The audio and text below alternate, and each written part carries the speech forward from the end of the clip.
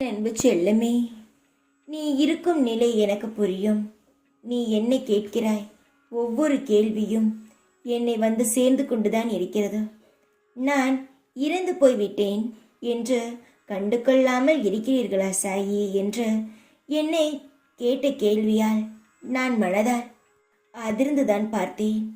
நான் என் குழந்தையை முதலில் என் வசம் திருப்பி பிறகு என் என் இரு கைகளும் அணைத்து நான் உன்னை பாதுகாப்பு வளையத்தில் வைத்து காப்பேன்.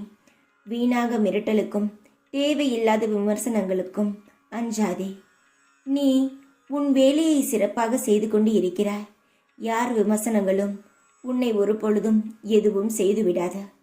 அகம்பாவத்தால் அலைபவர்கள் அடுத்தவரை விமர்சிப்பதும் சீண்டுவதும் காலகாலமாக நடந்து கொண்டு இருக்கும் செயல்தான். அதனால் நீ எதை நினைத்தும் மனதில் வைத்து குழப்பிக் கொள்ளாதே. நீ செய்யும் செயல்கள் சிறப்பாக உள்ளது, நேர்மையாக இருக்கும் என்று சிலர் உன்னை கீழே இழுப்பது போல் விமர்சனம் செய்யலாம்.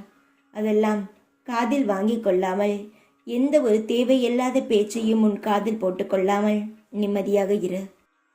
நான் இருக்கிறேன், உன்னை கைவிட மாட்டேன்.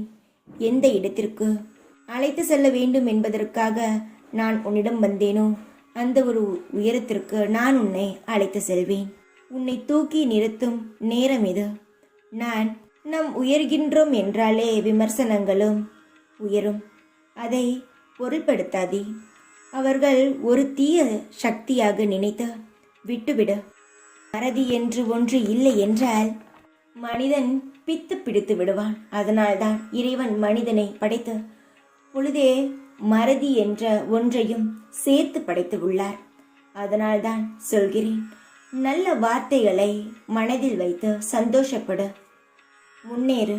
தேவையில்லாத வார்த்தைகளை மனதை விட்டு விலக்கி மறந்துவிடு. உன் முன்னேற்றமும் மனதும் மிகவும் ஆனந்தமாக இருக்கும். இந்த சாய் சொல்வது உனக்கு புரியும் என்று நான் நினைக்கிறேன்.